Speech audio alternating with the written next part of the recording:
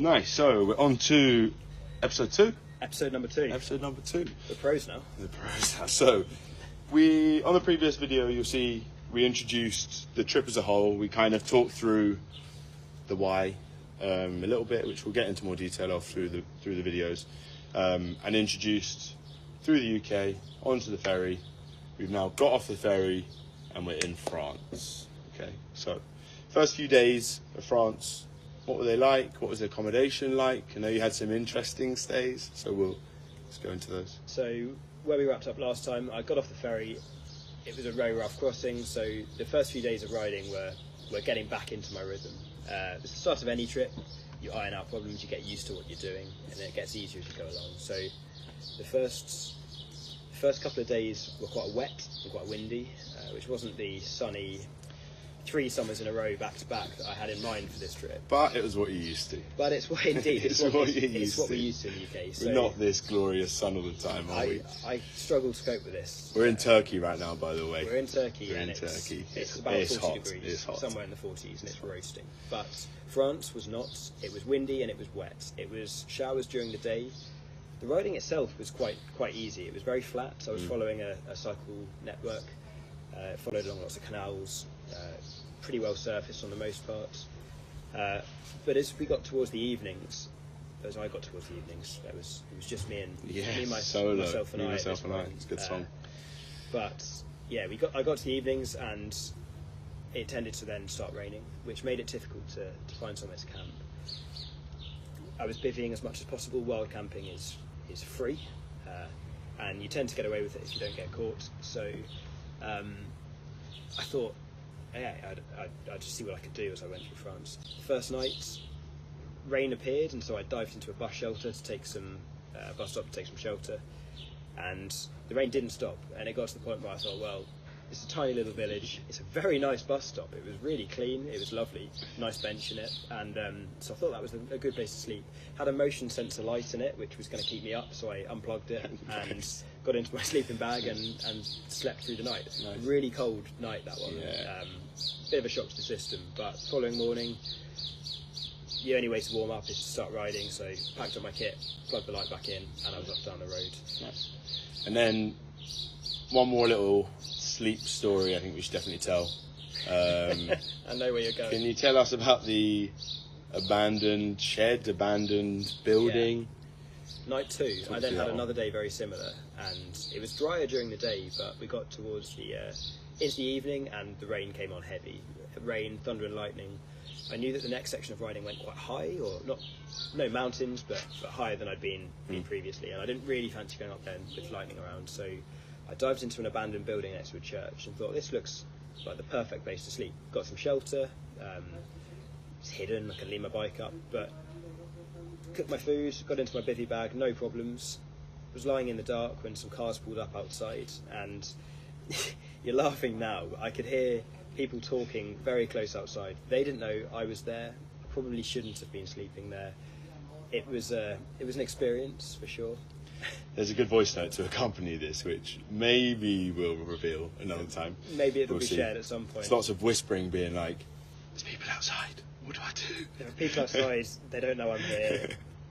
Maybe they're murderers. Yeah. But they weren't. Maybe they were, but they didn't find me. The following morning, I got up, packed up nice and early, just to get away before I could be spotted. But wheeled my bike out through the open doorway to this building, back to the road to find that this building was actually another bus stop, and there were a whole bus load of school kids waiting for the school bus. And I don't know if there's a homeless man walking out of it. Yeah, I was very bedraggled. I was a bit sleepy, and neither of us were expecting to see each other. And so yeah, we had a bit of a wordless sort of standoff, stared at each other for a bit, and I rode off down the road. A question I don't know if there's an answer for, but you had a good week or so through France. What was there that is there anything you would change? Anything you'd do a little bit differently for the beginning of the trip, I guess, when it's all you've done this before, but when it's relatively new to this trip? It's tricky on a trip like this because first few days, there were certainly things that I needed to iron out. I had to buy petrol for my stove, which it took me a few days to find somewhere that were willing to fill up a small bottle rather than a full tank. But on the whole, the first few days, so much adrenaline, so much excitement. You don't have problems. Nothing's a problem. You just roll straight through it. I think it take them in your stride. Yeah, with that much excitement, it's far easier to deal with. Yeah, nice. And then we'll briefly talk about, before you went off into Switzerland, you had your first bit of human generosity and kindness, which I guess was a big, like, whoa, this is happening. Yeah. Talk us through that. That was a really special moment. I was a few days in, 2 or 3 days in, and I was I got to the top of a hill and there was a crossroads, and I had stopped. I had a message request come through on Instagram, and I read them all, and this is why. So I keep on top of it because the message came through that said, if your ride looks awesome, if you're coming to Morzine, you're welcome to stay with us. We've got a hotel, and you can have a bed for the night, some food. I thought, this sounds fantastic. Now, I wasn't going to Morzine. My plan was to ride pretty much due east into Switzerland in the north and ride down through Switzerland, but I couldn't turn it down. I knew I was meeting you later in the trip, which we'll get to, and it might have caused issues with me trying to get to you in time, but I plotted a new route from Onkamut. Whilst we were on the phone together. Whilst we were on the phone, while I was warning you that this was happening. Is this possible? Is this possible? I can't say no. So I plotted a route, start point, finish point, click go, downloaded this 500, 600 kilometre route file onto my GPS and hit go, and rode south. Rode down to the Fat Fox Lodge in Morzine. Lovely English couple, or a Brit and an Aussie running it. Really nice to speak to some people that could speak English. My French is limited, so it was good to have a chat. Some amazing food. It's a really beautiful location. It's somewhere I'd love to go back to for a training camp. It looked a perfect place to ride. Stunning. If everyone's seen it, look. Yeah, well, maybe mental. Just chuck a photo in, put it in the description. It would be a lovely place to ride a bike in the future. Bed for the night, had a shower. Nice. Very kindly did my washing, which was well needed at this point. So yeah, it was a really nice way for my last day. Do with them again right now, actually. We could do with it again if they fancy coming to join us. That'd be very helpful. Nice. So from France, you went off into Switzerland. Yeah. I think a good time to maybe talk about, you've done a fair chunk of riding by this point. You're a week in. Yeah. How far were you into the trip? Were you about? I think the first week was about 1,150 kilometres. So big week. There was one reason for a big first week. So I was coming to meet Joel. It's my fault. Because Joel's an upstanding member of society and actually has a job, he was a little limited when he could come out and meet me in Italy, which we'll get to. So I had to give it a squeeze to get down there, but really I think that was actually quite helpful, because I think having a real purpose in the first week to keep me pushing while I was fresh and rested, it worked well. So nice. It was good to get that week done and get into Switzerland. And there are places you can visit again. Indeed, it's easy to get to France from the UK. And we'll quickly talk about the bike. So you have a lot of stuff on the bike. Yeah. As you've seen, there's a video I know of the kit. It's heavy. About 40 kilos. What issues did you have in the first week, I guess? Yeah. And how do you have to adapt to them? It's a different style of riding. It's not just throwing a road or a gravel bike around with no weight on. There's certainly a little naivety that I approached, despite having done similar bikepacking trips before, where it's like riding a normal bike but heavier, but it isn't quite. The riding's a little different. So different, yeah.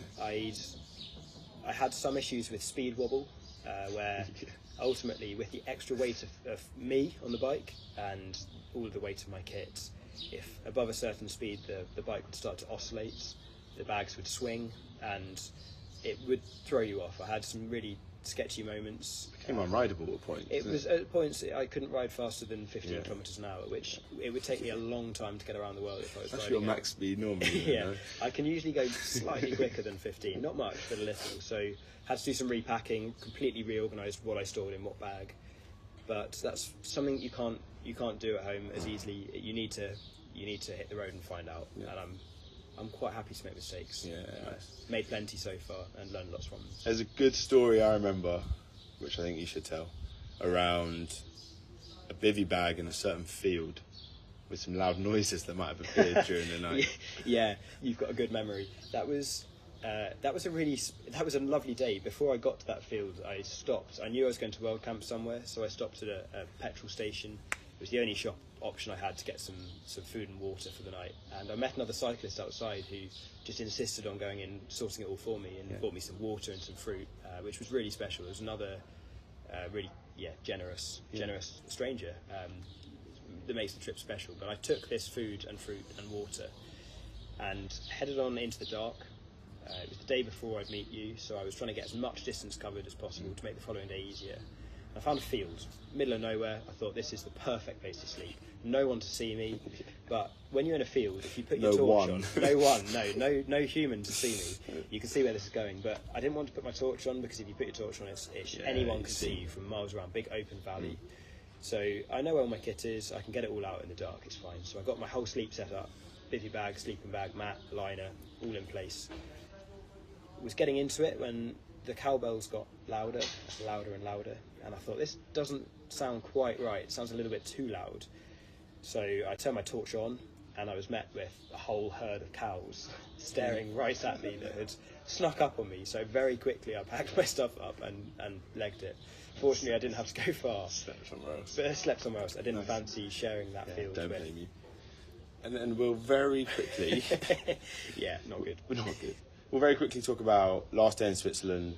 So we'd arranged already to meet. We're going to meet around Lake Garda, but obviously with the detour and stuff, you had more distance. So we decided, very last minute, sod it, let's meet in Switzerland. Yeah, so you can get a train. I can get a train. So we met up in Lake Lugano, right in the south of Switzerland, border of Italy, and talked to me about that final day. Probably my fault. Well, it was a send. It was a big day. It was a send. So I started really early. I knew I had lots of distance to cover, but I also started early because I had a climb of about 1,500 metres to get over, one big pass. It's the first time I really got up into the snow line, and I've got pretty easy gearing on my bike. I'm sure once we've got all of these online, maybe we do something about the bike, but it was a good 3 hours of standing up in my easiest gear. My easiest gear is a 30-36 if you're a bike nerd like me, which is pretty easy. It's a lot easier than a standard road bike, and I was standing on it for 3 hours to get over this climb. It was savage, but over the top through the snow. It was a 200-kilometre day. I met you at about 175. I climbed 3,000 metres by this point, and I was very ready for some food. Pulled up on the side of the lake, met you, and it was time for dinner. It was good. What do you remember about that day? Good feed. You had a bit of I had the hardest day in the world. So I think I had to get 3 trains. I think I'd probably rather have ridden 200 kilometres than done your day. So I had to get a train from Verona. They wouldn't let me on the train for ages with my bike, which was a pain. They said you had to get on the slow one, which took hours. Slow one to Milan. Yeah. Then from Milan, there was a really cool train that was going all the way through to Geneva. Yeah. It would have been Geneva. Jumped on that train, crossed the border in Switzerland, met a really cool person on the train, had a great chat, and then got off. Duncan was here looking salty. Maybe there's a few pictures and videos. We'll put some up. You can whack one over the top. Then we had a great evening. Had a pizza, had a few beers. Gave you a great present, which I think we should reveal. If he lets me, I'm going to announce this. There's a really good set of drone footage that hasn't been released. Yeah, it hasn't been shared. This is what we're doing it for. That's going to happen. Nah, chuck it in. It's all good.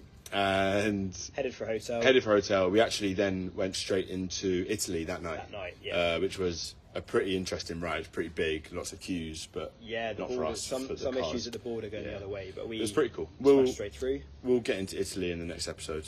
And go from there. But Italy was an epic. A pretty cool start to the trip, though. It was a good way to begin. Great pizza. Yeah, great pizza. Great pizza. All right. Till next time. Till next time. Till next time.